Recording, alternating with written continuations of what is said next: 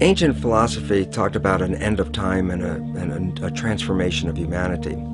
And while they could tell us about when this might occur, they really didn't underline why it would occur. Now we know why we are facing our imminent extinction on this planet and coming to those prophecies and making them real. And that is this. We base our world on knowledge. Knowledge is power.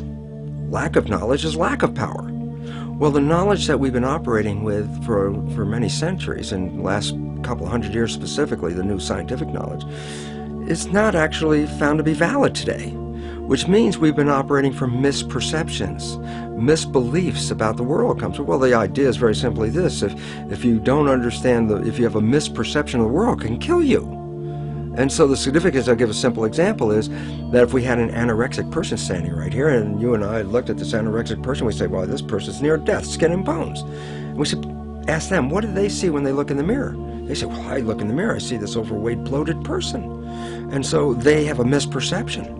And what does the misperception lead to? It causes their brain to send chemistry to their body to reduce more weight. And because of a misperception, they're going to kill themselves. There was nothing wrong with their biology, it was their perceptions that were wrong. Well, we have three misperceptions that are causing our extinction. One is the belief that the material realm is all there is and all that matters, so that matter is all that matters. Number two is the belief that genes control our lives, which make us victims because we didn't pick the genes that can't change them and they have power over us.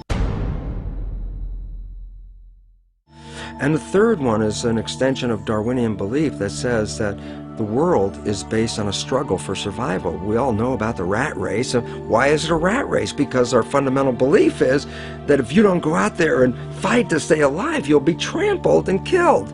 And so we see a world based on this Darwinian world, a nightmare of a struggle for survival, which involves war and competition and gouging each other for each one climbing up on the back of another to stay alive. So what's wrong with these perceptions? Well, number one, the belief that matter is all that matters. That's a Newtonian belief. Quantum physics has come in and said, boy, did you make a mistake on that. It's not the physical matter that's most important, it's the invisible stuff you can't see, because it's the invisible fields, the energy fields, that shape matter in the same way that a magnet can cause the shaping of iron filings. So if you look at the structure of what's going on in here and blame it on the structure, no, you missed it. It's based on the invisible. But the biggest part of contribution to that invisible from us is our mind. Our minds are shaping the world. So whatever we believe is like a magnetic field that shapes our biology and our life to conform to the belief. So it says, wow, if that's true, then all of a sudden we should put more emphasis on the mind than on the body part. And that if we change our beliefs, then we can save our world. Myth number two was that genes control us, the belief of a victim. Again, cancer's in my family, what can I do about it? Might as well enjoy my life now. And all of a sudden we become irresponsible. Why? Because I said, well, if I can't control it, why do I care?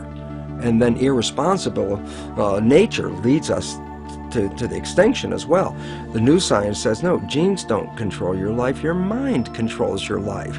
That your mind, acting through a new thing called epigenetic control, a new mechanism by which the environment or the perception of the environment controls our genetics, is what controls our heredity.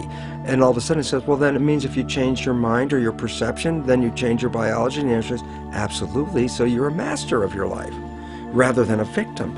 And a third one that says, get all the matter you can, take it from the earth, rape the planet, gather it all in your yard because that's a measure of your success.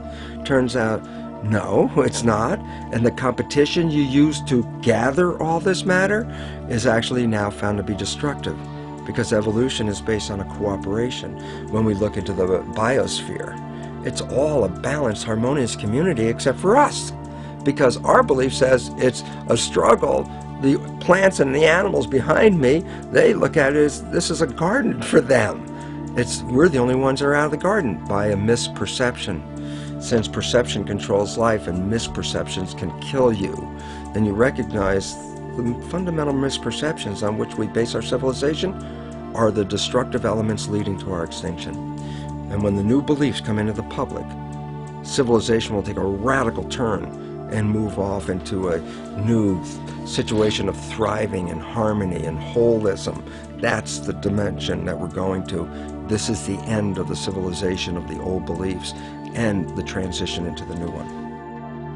It's really interesting when we look at the world right now. It's in crisis, and that really promotes a lot of fear, which then creates a worse situation, because then we get into protection, shut ourselves down. So I think we should look at what's really going on in a different understanding. Cells are like people, and you have 50 trillion cells in you, so you have 50 trillion citizens, people inside of you. But imagine you were inside a caterpillar, and you were in there with millions and millions of other cells, and all the cells have jobs: digestion, respiration, muscle cells doing their thing. Everybody's got a job. Caterpillar's growing. Everybody every day at the end of the day go, wow, man, we were working today. This thing is building. The caterpillar's getting bigger and bigger. The economy in that caterpillar's growing. So you as cells inside, you don't see the outside world, you see the inside world of your universe of cells as workers and all that. And you're looking around saying, yeah, system is growing, economy's great, everything's wonderful. Then there's a point where the caterpillar reaches a certain size and things start to slow down. And all of a sudden when things start to slow down, there's like more cells than necessary for the jobs. Cells start getting laid off. Actually, what's happened. And many cells in this fear state actually commit suicide, which in biology is called apoptosis. They actually commit suicide because they look around going, oh, the thing's falling apart. Everybody's losing their work. It seems like it's coming to an end. And while everybody's in that panic fear, there are other individual cells in there that are not panicked. These other cells, genetically identical, but have a different vision. And they're called imaginal cells. That's the name of them. And these imaginal cells, they're in the midst of all this falling apart of their civilization, are looking and say, there's something better and more beautiful in front of us. They're the ones that create the butterfly. So from the same population that's going down with the caterpillar, many of these imaginal cells, which are the equivalent of cultural creatives, have a new vision for the civilization, saying, wait, restructure this thing. We can restructure this. We can make something far better. What's happening in the world today is the end of the caterpillar. And the imaginal cells are making themselves known with new ideas, new visions, and new ways out, because there is a far better way out. It's not the end at all. And most importantly, it's the young people have to recognize they're the population of imaginal cells, because it's up to them to take what was brought into the civilization and restructure it so they can build that butterfly civilization that is far more magnificent. So rather than looking at fear, right now, look at this as the moment of opportunity, because there's something so much better on the horizon, but we can only get there by eliminating the structure as it is now, because the structure as it is now is providing for our extinction. Why is the myth perception of genes such a problem? And the answer is, if you buy that genes control you, then you buy yourself as a victim. And as soon as you buy yourself as a victim, you let go of your power in creating life. The new science of epigenetics totally reveals that this is not true, and in fact takes the mind and uses that as the shaper of the physical world. And the third myth perception that is affecting us right now is a Darwinian belief that evolution is based on a struggle for survival, with the fittest being the winners. So that, what does all this lead to? It leads to a belief of materialization, that matter is all there is, and that people fight over the matter, because whoever has the most matter wins, according to the Darwinian theory of having the most and being the winner and being the fittest. And it makes a whole world based on competition. And the new science completely undermines that whole thing, because the new science says evolution is based on cooperation. And if you don't cooperate, then the whole thing is lost. What we're seeing right now is, with all the competition of each other destroying each other, wars, competing for material existence, raping the planet and tearing it apart to get some pieces of it to hold in your hands and say you won the game. Every one of those moves is destructive, not just of the planet, but of human civilization, because human civilization will thrive with cooperation and will die with competition. And we're caught up in these three old beliefs, these three old myths, as being truth. And if you operate from these truths, then you end up with the extinction that lies before us.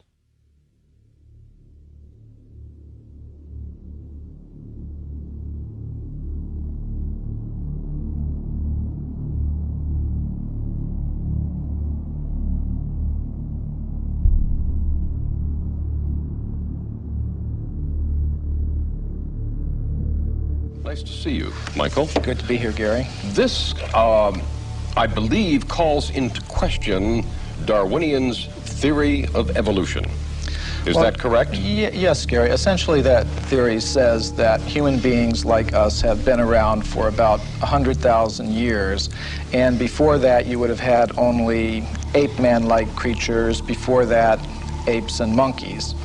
What we found, however, when we looked into the entire history of archaeology, my co-author and I did 8 years of research. We looked at every archaeological discovery that's ever been made, and what we found is that there are hundreds of such discoveries that indicate human beings like ourselves have been around for literally millions of years. You know, we had to do 8 years of research, translate papers from German, Russian. You referred to in India the Vedic literature? Well, yes, what is that? I was saying in the beginning that we do take our inspiration from these ancient Sanskrit writings of India. They're collectively called the Vedas.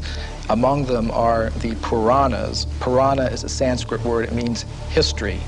Now, these histories tell of human civilizations on this planet going back millions of years.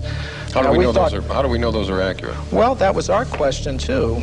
Richard Thompson and I, we thought, well, if there's any accuracy to those statements, there must be some factual evidence to back them up. Now, when we looked in the current textbooks, of course, we didn't find any such evidence, but we thought, well, let's look a little bit further. And as I said, that led to an 8-year research program where we investigated every archaeological discovery ever made.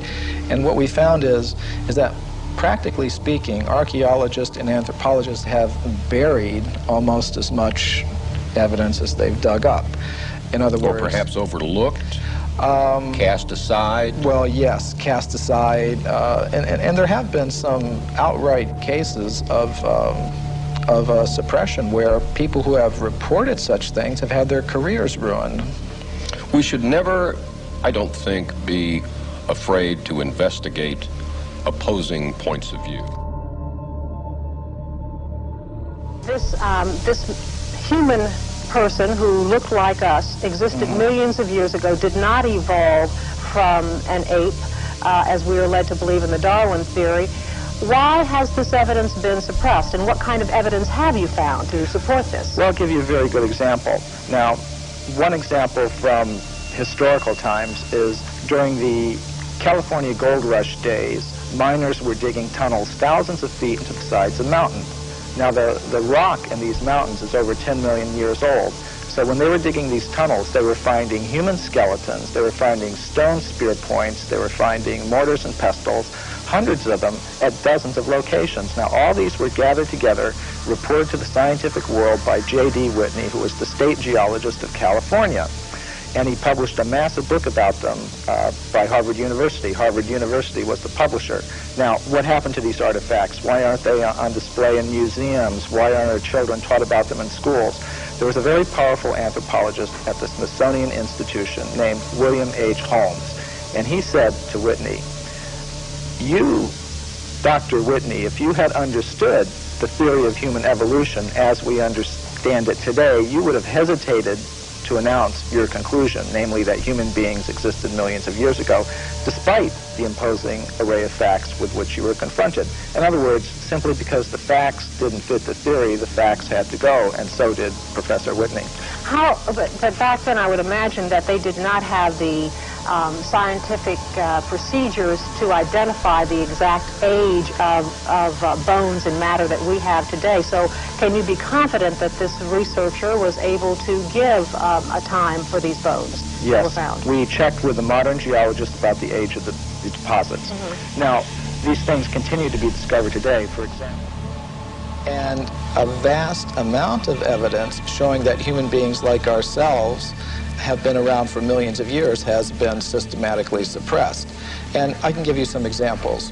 For example, in 1979, Mary Leakey, who's one of the most famous archaeologists of this century, discovered in Africa completely modern human footprints, no different from the footprints that you or I would make on a beach today. Now, the thing about these footprints is they were found in rock that was dated 3.6 million years old. And that throws out completely any idea of human origins that's current today. Why would anyone want information like that suppressed? What possible advantage would there be in that?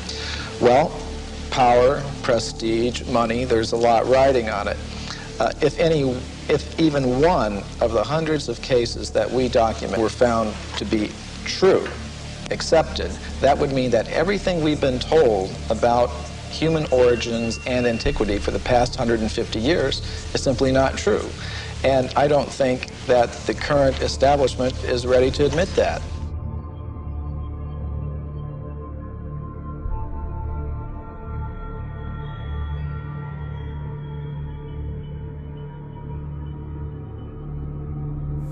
I think that scientists find it harder in some ways than many other people, you see, and some other people, because there's still a strong commitment, even perhaps partly unconscious, to the old atomistic worldview.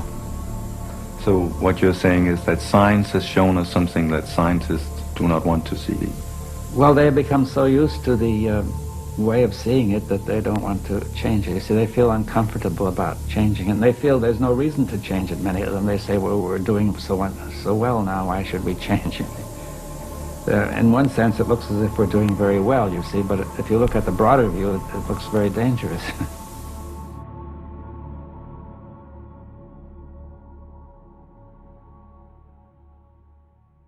In the 1840s, there was a scientific magazine called The Geologist, and it reported that in Macoupin County, Illinois, which is right here in North America, in the United States, a human skeleton, just like ours, had been uncovered in a coal mine, in solid coal, 90 feet deep underneath the ground.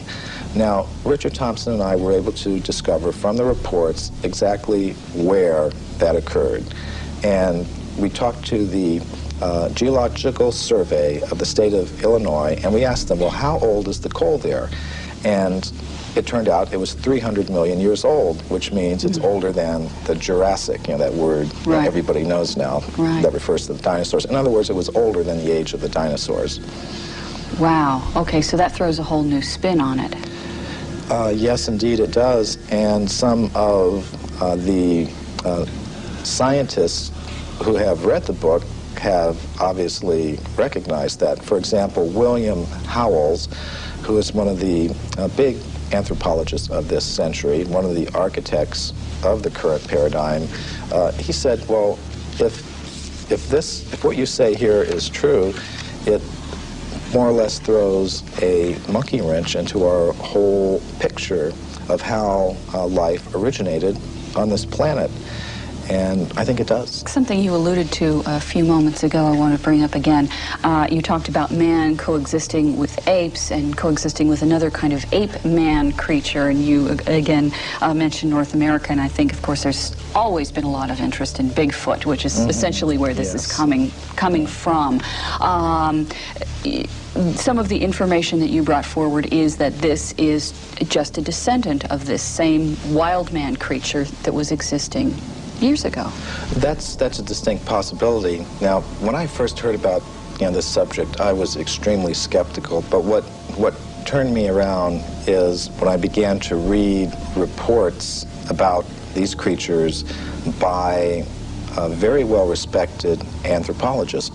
For example, Grover S. Krantz, who's at the University of Washington, up in the Northwest. He has extensively studied the footprints of these creatures, and he says they're biologically convincing. There is no possible way that they could have been hoaxed, and he's pretty well convinced that these creatures do exist. So that's the sort of thing that convinced me that there is a very good chance that they're there, and from the descriptions of these creatures, they seem to match very well some of the descriptions that we get of the ape-man-like creatures that supposedly existed millions of years ago. Okay, so, but yet we keep coming around to the same thing. People just don't want to believe it. They just, like you said, well, they're skeptical. They go, oh no, that's just a hoax. They're not hearing the information that noted scientists are finding. Well, all we really wanted to do in our book is put the facts on the table, all of them, not just the facts that you will see in the current textbooks, but all of the facts that are relevant to this whole subject, and let people draw their own conclusions. One of the questions I first came up with when I was reading the book that you did answer in the book that I'd like you to explain was that I said, well, gee, don't we have all these machines now that can look at the footprints or the bones or whatever, and that will just tell us how old it is? Oh, this is a very common perception. We have such faith in technology and those who employ it that when we hear about things like carbon-14 testing or potassium-argon testing, we think it really is a very simple process, almost like you pop something in the microwave and boom, it comes out. It's not like that at all. These are very complicated procedures. What I found in practice is that scientists may run several tests on the same piece of bone. Some of the ages will be very great, some very small, and they will tend to pick the date to publish in their scientific literature that most fits the idea that they start out with about how old the fossil should be. Now that often happens.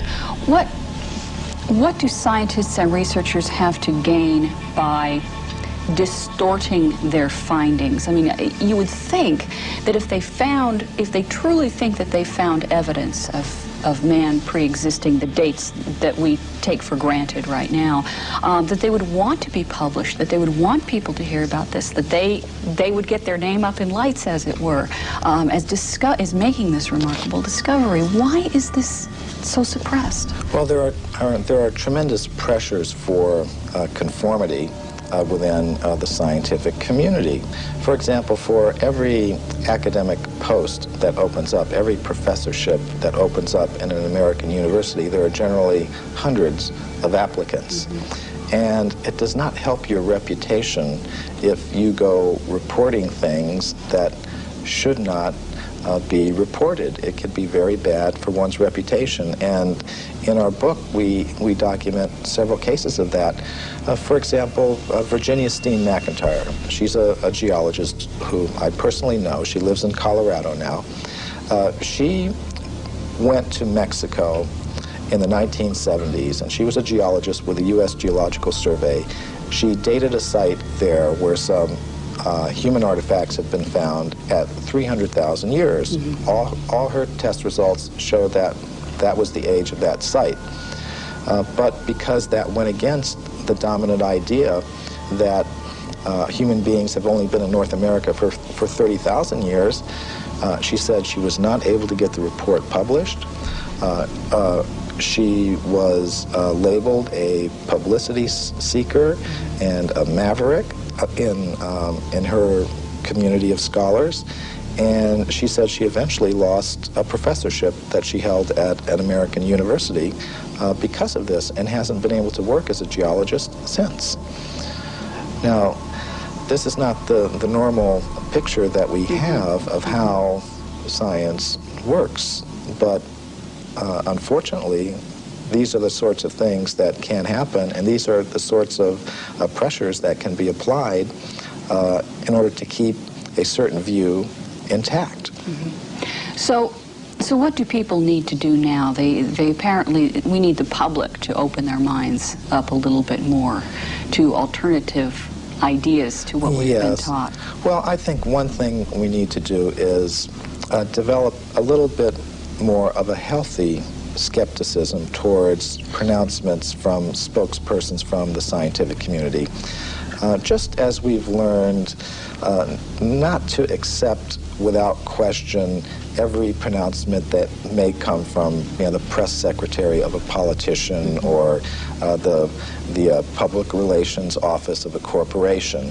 We may want to dig a little further, keep an open mind, have some healthy skepticism, and I think perhaps we've placed spokespersons from the scientific community on a little bit of a pedestal, and we may need to give them the same sort of treatment that we would give to spokespersons from other other groups in society.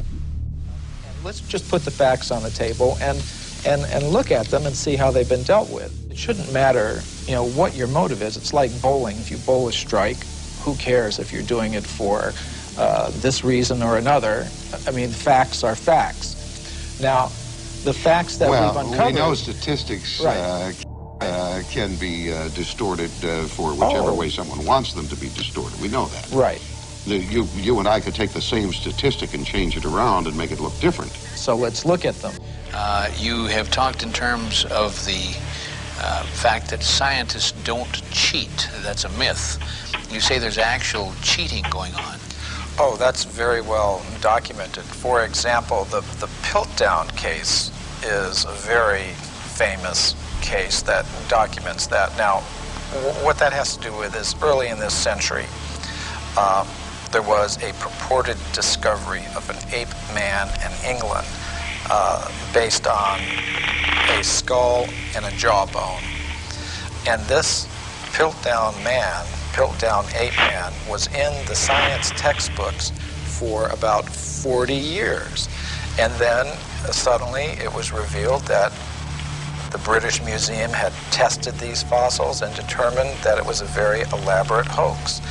And many people have speculated about the identity of the person who was the hoaxer, and practically all of them center on different scientists in England, such as Sir Grafton Elliott Smith or Sir Arthur Smith Woodward, all very well-established scientists in England, because only somebody who knew the scientific method very well could have prepared these fossils in such a way that they would have fooled the scientific community all around the world for 40 or 50 years. So some scientist who wanted to perhaps give some evidence in favor of evolution, because there's not very much of it, invented this ape man, and in a very sophisticated way cheated, literally. And this is admitted by the scientists themselves. And there are more examples I could give. Evidence that goes against human evolution is reported only by crackpots. Now this is one of the standard techniques that the scientific community tries to use against anybody that reports something that goes against their ideas. They try to label them in a derogatory way without actually discussing the facts. And I think we've all had experience of that. But the real facts is that actual scientists have, over the past 150 years, reported many astounding facts that go against the theory of evolution. And the present scientific community doesn't want people to know that. They want to promote the idea that anybody that's against evolution is somehow or other a religious fanatic, a crackpot, but it's simply not true. And I've personally met scientists who have discovered some of these things, and what happens to them is it's very unfair, the treatment to which they are subjected. We're going to go to Anton in Brookfield, Wisconsin. Anton, how are you? Fine, thank you. Your comment. I've often wondered how the perfect complementary male-female systems of reproduction could have evolved from unintelligent life forms. You know, Anton, not only is that a good question, but also the point is if evolution occurred, it'd have to be simultaneous evolution of both species at the same time. Right. Because if it took 1 million years for the female to evolve, it would have kind of messed up the whole procreation thing, wouldn't it? Right. That's my question. A good question. Stay right there. Michael Cremo, your response. Well, I would like to put together a book called Darwin's Fairy Tales. And I think that would be one of them. You can just look at so many examples of complex structures and behaviors in different creatures, whether it's how the spider learned to spin its web, or how our human reproduction system came about, or any of these things.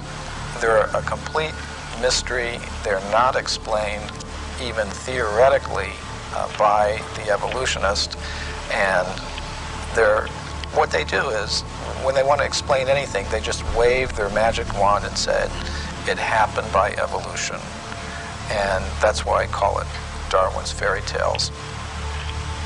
If you were to predict what archaeologists might find, you would say, well, they would tend to find a very bewildering mixture of anatomically modern human fossils, ape-man-like fossils, crude stone tools, articles indicative of a higher level of culture, all sort of mixed up and going back, hundreds of millions of years. Mm-hmm. I think you might also predict that given the biases of investigators towards a linear progressive idea of time, with things beginning in a very simple state and progressing in a linear fashion to a more advanced state, that they might edit that record to conform to their linear progressive biases. And indeed, both predictions we found in our investigations do come true. You actually do have that very bewildering, mixture of advanced artifacts and bones mixed up with more primitive ones, going back hundreds of millions of years. And you also do find a very systematic editing of this record to conform to a linear, progressive, you might call it evolutionary, view of things, which is quite amazing.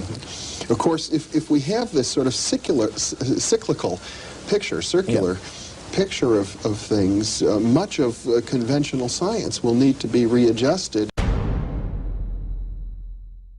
There's still a strong commitment, even perhaps partly unconscious, to the old atomistic worldview.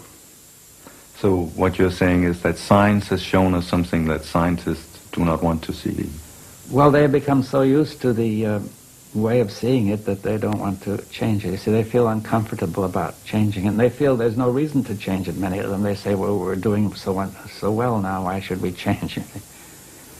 In one sense, it looks as if we're doing very well, you see, but if you look at the broader view, it looks very dangerous.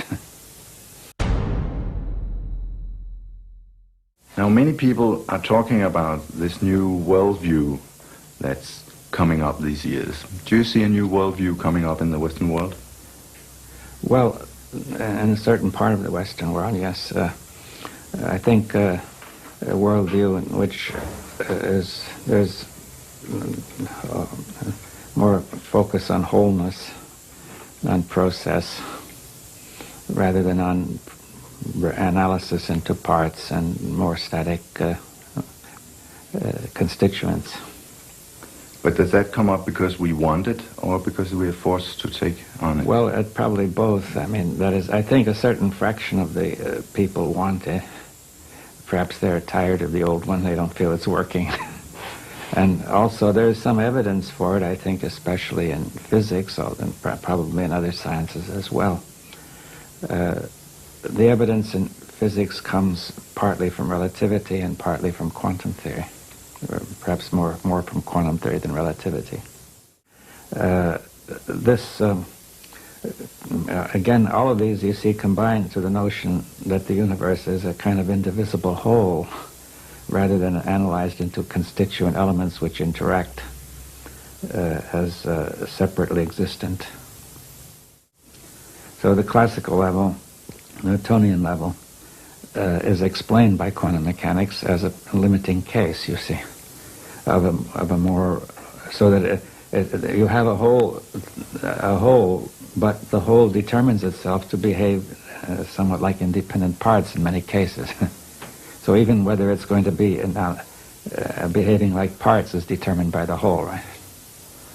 But what we can see is the parts rather than the whole. Well, we see, in physics, we see the parts because that's the way we approached them in the last few centuries.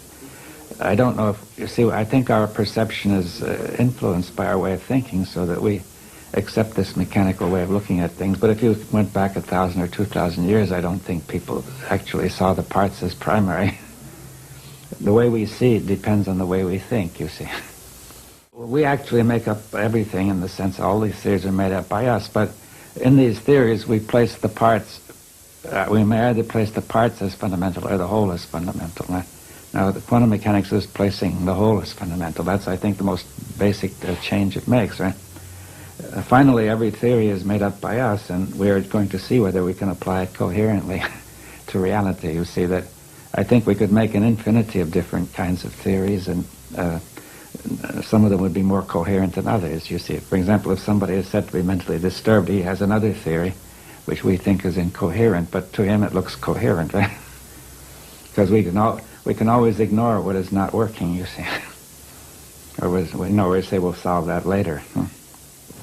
You just said that in reality we make it all up, not just the parts, but also the wholes. Could you explain? Well, I think that's the question. What is the relationship of theory to reality, you see? Now, one view is that it reflects reality, you see. Now, that I think that it corresponds to reality. I think that view is only limited, right? Like a map is said to correspond to a city, but there's nothing on the map that corresponds to anything in the city. In the map you see dots of print, and the city, which is very vaguely defined, the city is also vaguely defined. So what corresponds is certain abstractions that we abstract. Right? But the map, the real test of the map is that it guides us correctly in the city. And if it's a wrong map, we will find incoherence, right, in our action. Right?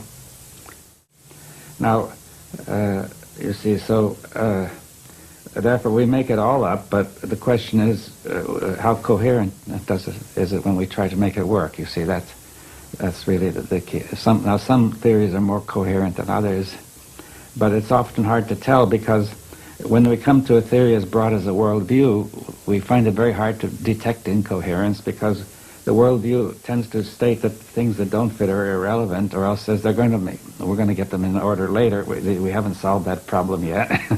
So incoherence can easily be not noticed, right?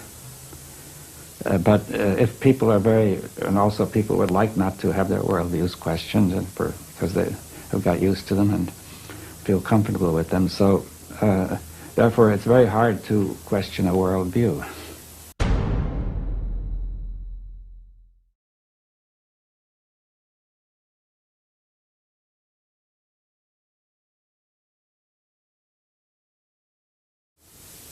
But in effect, that's what you are doing. Yeah.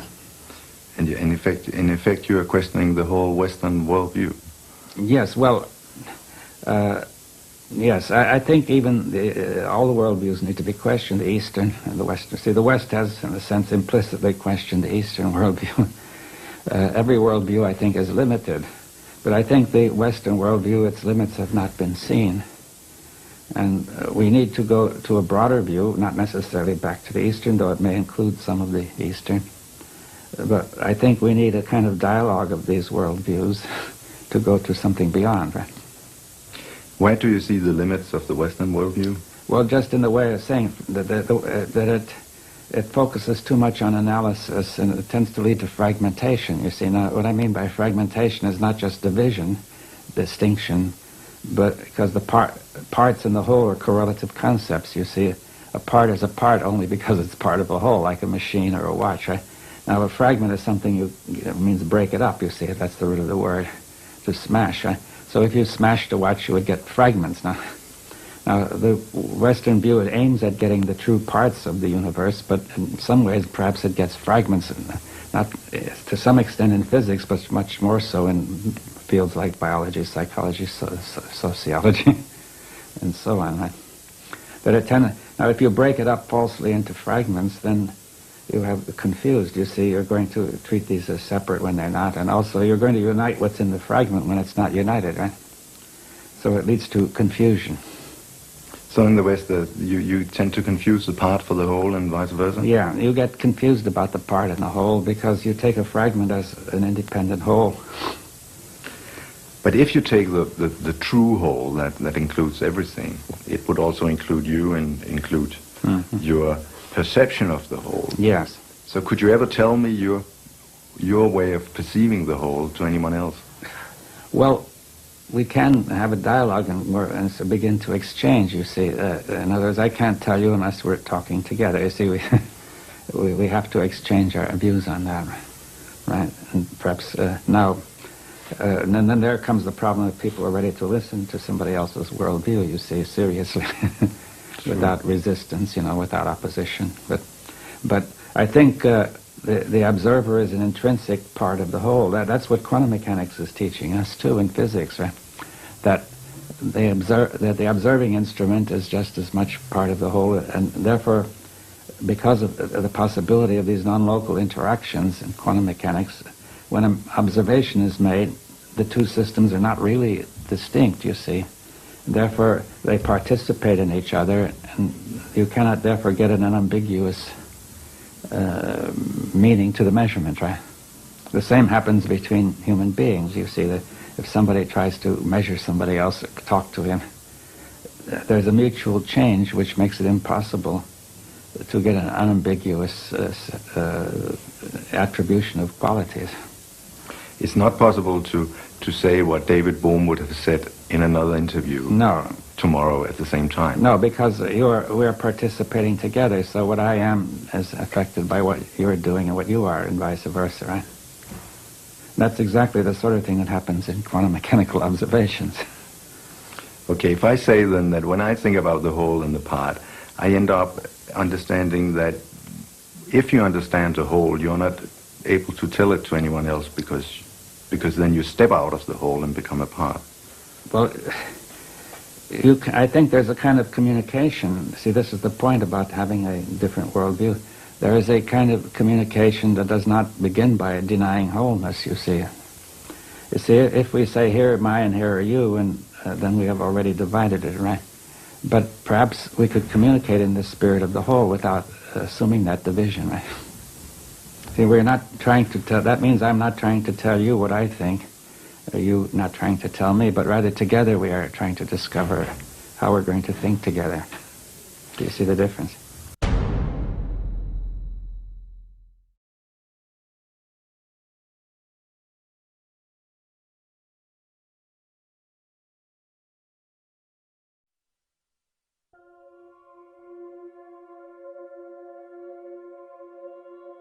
So you eventually became a biologist. What did you actually learn then?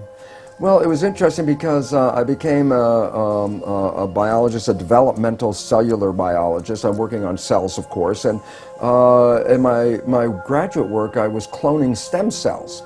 And it's interesting because a lot of people think stem cells are something brand new that just came into this world recently, and the fact was I was cloning stem cells back in 1967, 40 years ago. And the significance was, while I was doing this research, I was also teaching medical students. So I was teaching medical students the foundation of how cells work, the conventional story out of the textbook, genes control life, what we call the genetic determinism, the belief that genes control your traits, behavior, your physical characteristics, etc. And what my research revealed when I was studying the stem cells was this, very profound. I put one stem cell in a petri dish all by itself, and it would divide every 10 to 12 hours. So it'd be 2, 4, 8, 16 cells, 32 cells. After about 2 weeks, I have thousands of cells in the petri dish, but what was unique, they were all genetically identical. But then I did the experiment. The experiment was to take some cells out of the dish and put them into a separate dish with a different environment. Okay. And so the environment is a culture medium, but the culture medium to cells is like the world that we live in. It's got the air, the water, the food, all the things in it. So I take the cells out of my stem cell dish, put them in a separate dish with a different environment, and the cells form muscle. But then I went back to the same dish with genetically identical cells in it and took some cells out and put them in a different environment, and they form bone. And then I went back to the same dish with genetically identical cells and put them in a third petri dish with a different environment, and they formed fat cells. And there I was confronted with this reality. All the cells are genetically identical, but they had different fate, fat, muscle, bone. I said, simple question, what controls the fate of cells? And the answer is the environment. It was the only thing that was different because they were all genetically identical. So I started to really say, oh my goodness, here I am teaching genes control life to the medical students. And yet the cells were revealing to me that, hey, they all had the same genes, but it was the environment that I put them in. And so the environment controlled their life. And a very simple experiment that is very profound for us today is, if I took my dish with plastic petri dish with cells in it and moved it from a healthy environment to a less than healthy environment, the cells get sick. And if I were a doctor of cells, you might say, well, what kind of drugs would you give these cells? And it turns out, no, you don't give the cells any drugs. You just take the dish from the bad environment, put it back into a good environment, and the cells will innately, naturally come back to health again. So how did this realization impact you at the time? Because you were teaching something completely different. Yes. You did this experiment and you realized what you were teaching wasn't the full truth. Oh, absolutely. And then I had a problem with my colleagues because, first of all, they doubted my work, and then I brought them into the experiments and I had them observe them, watch them, and they all said, wow, yeah, the environment controls the cells. But they wanted to marginalize it, so they would say, oh, that's an exception or an anomaly because we're teaching genetic control. It didn't fit the story.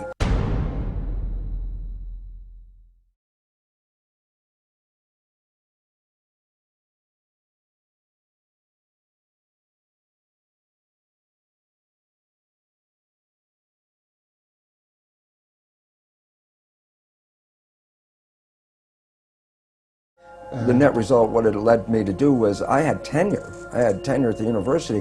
I walked out of the university and said, look, I can't keep my integrity and at the same time teach something I know was patently wrong. So I walked out because I saw that teaching the belief that genes control life was very, very incorrect. And it's very interesting because I did that in 1970. Now that's like 40 years ago. And guess what? The new science that is just coming into the forefront of our world today is something called epigenetic control. What I was teaching was genetic control by genes. The new science, which is now coming around, is called epigenetic control. And what that means, you understand the prefix epi means above. So you say epidermis, that means the layer above the dermis, skin. If I say epigenetic control, literally it says control above the genes. And this is the new science. And why is it profound?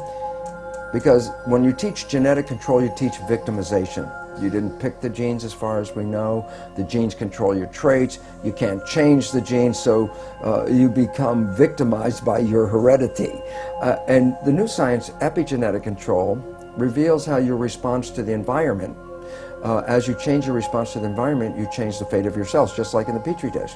And that makes you a master, because you're the one that has the opportunity to change your perception and response, so therefore you're the one that controls your genes.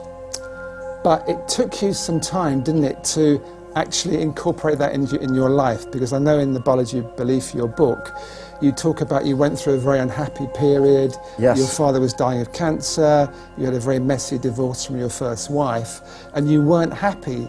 And you thought at that point that actually your genes did influence, and you had unhappy genes, and it took you some time to actually realize that in your life you could change things. Yeah, it was very interesting because, again, I was still coming from the programs of my own deep beliefs, which I got from childhood on, about genetic control. And yet, it was funny because I was at that point also going out and beginning to talk to people about this new science, about if you understand what I'm talking about, you can create this fabulous life.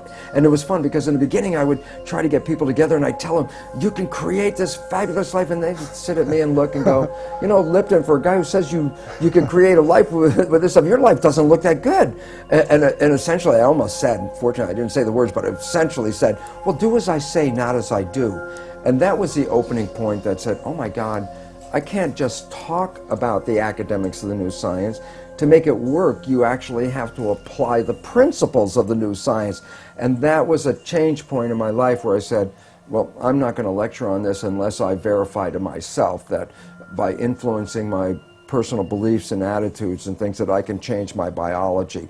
And it was wonderful because it only took just a short time to realize how I manifest profound changes in my life by taking in the understanding that how I see the world, my perceptions, control not just my internal biology and my genetics and behavior, but it controls how I create in the world around me. So I went from a world of almost self-destruction into this world of more mastery, And the most exciting thing is I found since that time that I absolutely live in heaven because I've created a life. Let's look at practically how you did that, just so people pick up a few clues.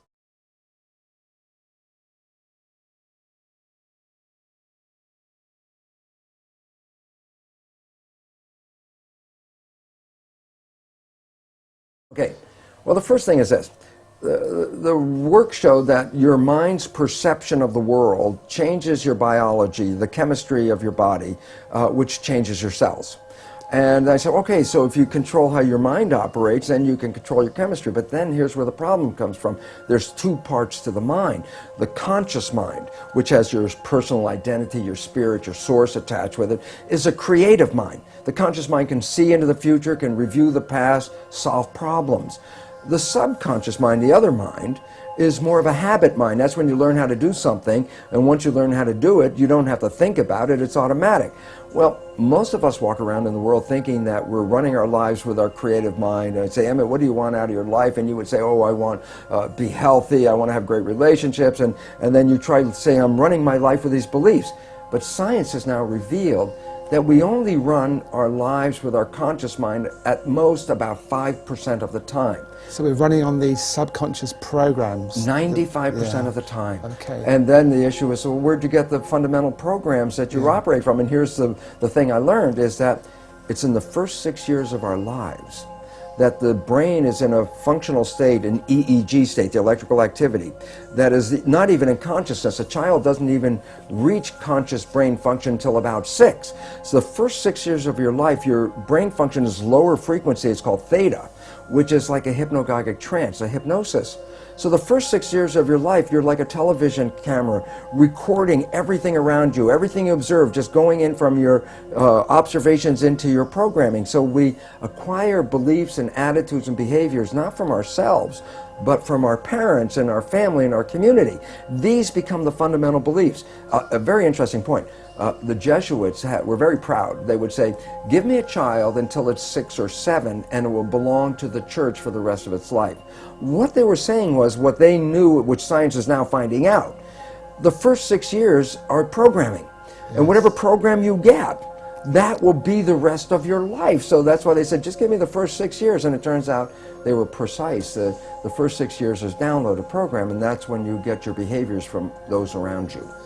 So you were able, by realizing this, to then look at how you were living your life on a practical level and say, I am not going to be governed by these pre-programs. I am going to live my life in a more conscious way. Am I oversimplifying this? Yeah, that's a fundamental statement of how it works, but it's not as easy as, oh, okay, I've just changed my thinking about it. It's like, well, because as the thinking is not that much in our control. The brain is operating, as I said, 95% from the subconscious. But how did you actually then get results in a relatively short space of time? Well, the first thing, how does the subconscious learn? And that's a very critical thing. The conscious mind can learn from reading a book. So the subconscious mind can read a self-help book and you go, wow, that sounds really great. And then you find you read the book, but your life is still the same. And it turns out, why? And the answer is because the subconscious mind is more of a habit mind, things that you repeat over and over again. Yes. So the reality is, if you can stay conscious, be present, and when those negative thoughts come in our head, and psychologists tell us 70% of the time, the thoughts that are going through our head are negative and redundant, so the same negative thoughts are going through. If you could stop those thoughts, if you could hear them as they come through, like, oh, that's not going to work, or this will never happen, those kinds of thoughts. If you can hear them and stop them consciously, say, no, change the belief right there, just give the more positive thing. As you repeat this more frequently and you keep repeating it, the subconscious mind begins to learn. So as a habit, if you stay conscious, and you have to work at it, and here's why people say, well, how come only 5% from conscious mind, 95% from subconscious? Because the conscious mind can think into the future and think into the past and solve problems. Then think about it yourself. Most of the time, you're thinking about something. Well, if you're thinking, you're using the conscious mind. Well, if you're using the conscious mind for thinking, then who's running the show? And the answer is, when you're not paying attention and you're thinking about what I'm going to do tomorrow, your subconscious is running the show. So you used the words, be present. Be present. which be mindful. we hear a lot. So be mindful, which really means be aware yes. of what's going on. So you get an automatic reaction, you're aware of that, and you say, I don't want to go there, that's an old pattern, and you look at a new way to be in that situation. Exactly, and you have to repeat it over and over again, because if you think, well, I got mad at myself yesterday because I repeated that same stupid thing, and I got mad again today because I repeated the same stupid thing, and then people give up because they get frustrated, and it's like, no, it's a habit.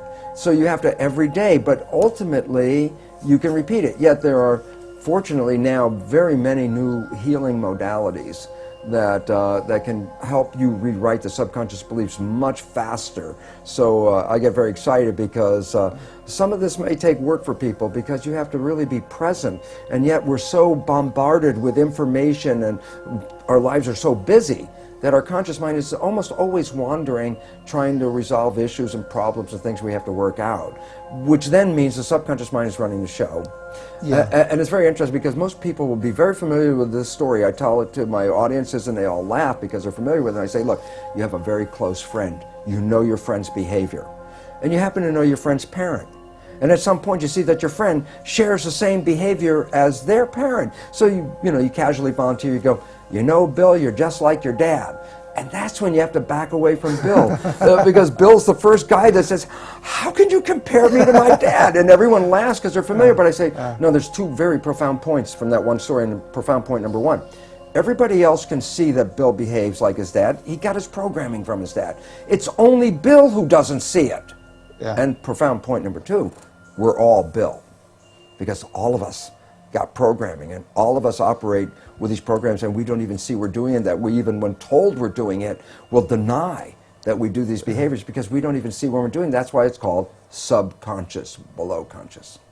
Because you went from, and I'm quoting from your book, wanting to be anyone but me, to being, I think you quote yourself as the happiest man in the world. You felt so happy. Oh my gosh. So you proved that this can work. Well, I had to, because I said when I first started talking about it, it was from an academic, conscious point of view. This is what I learned, but my subconscious programs were still exactly the same. So, well, I had this wonderful knowledge. My life still wasn't anything I wanted to brag about it, because it wasn't.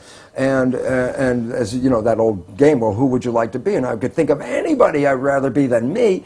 And yet, when I started to apply the new science and rewrite the subconscious so it supported me rather than the programs of limitation or disempowerment that we get from our parents and our community as children, which almost all of us get, when I put in the new programs, all of a sudden I started to find, my goodness, my life completely turned around. All wonderful things started happening in my life. I was healthier. I haven't been to a doctor in 20 years. I don't need that. I don't take any of their drugs. Why? Because most of the illness is just from the stress of not living in harmony. And when you learn to get rid of the limiting programs that we got as children and put in programs that support you, guess what? Then all of a sudden the place turns into heaven. And it's interesting, people, I tell people, well, you create your own life, and then they look around and go, I don't want responsibility for this. But I say, well, you didn't know you were creating with these unconscious beliefs.